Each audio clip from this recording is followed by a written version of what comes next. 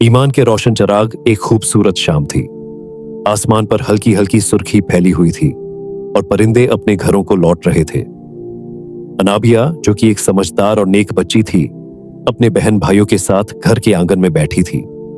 आज सब बहन भाई उमर, अलियान, अलीना, हमना, तलात और ताहा अपनी प्यारी बहन अनाबिया से कुछ सीखने के लिए बेताब थे।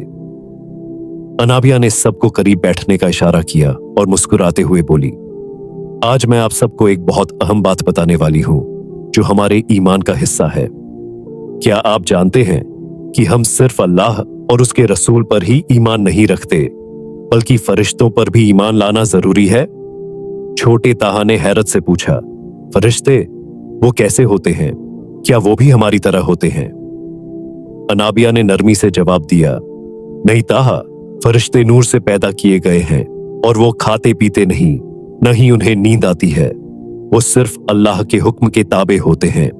हदीस में आता है, अल्लाह ने फरिश्तों को नूर से पैदा किया। ये सुनकर उमर ने पूछा, क्या हमें फरिश्तों पर ईमान रखना जरूरी है? अनाबिया ने सर हिलाते हुए कहा, जी हां।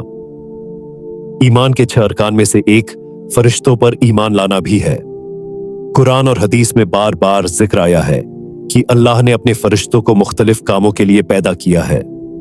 हमें उन पर उसी तरह ईमान रखना चाहिए जैसे हम अल्लाह और उसके रसूल पर रखते हैं। हमना ने जोश से पूछा, क्या हम उनके नाम जान सकते हैं?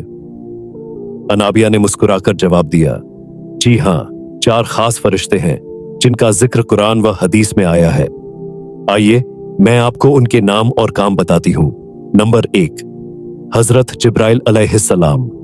ये सबसे आला मर्तबे वाले फरिश्ते हैं और वही लेकर अल्लाह के नबियों के पास आते थे।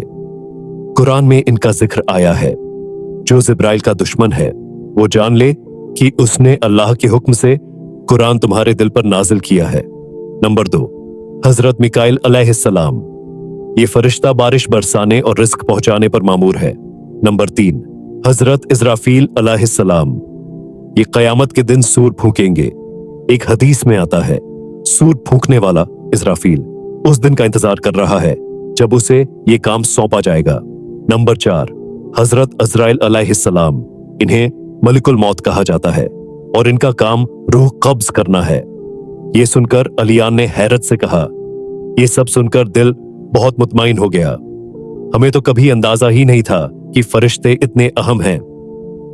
अनाबिया ने शफकत से सबकी तरफ देखा और कहा, हां, हमें हर वक्त अल्लाह और उसके रसूल के अहकामात पर अमल करना चाहिए, क्योंकि फरिश्ते हर वक्त हमारे अमाल लिख रहे होते हैं और जो लोग उन पर ईमान नहीं रखते वो अपने ईमान में कमी करते हैं। ये बात सुनकर सब बहन भाइयों ने अहद किया कि वो हमेशा अपने अकीदे को मजबूत रखेंगे और अल्लाह के बताए हुए रास्ते पर चलने की कोशिश करेंगे। इस खूबसूरत बातचीत के बाद सबने मिलकर दुआ की और अनाबिया का शुक्रिया अदा किया, जिन्होंने उन्हें इतनी अहम बात समझाई थी।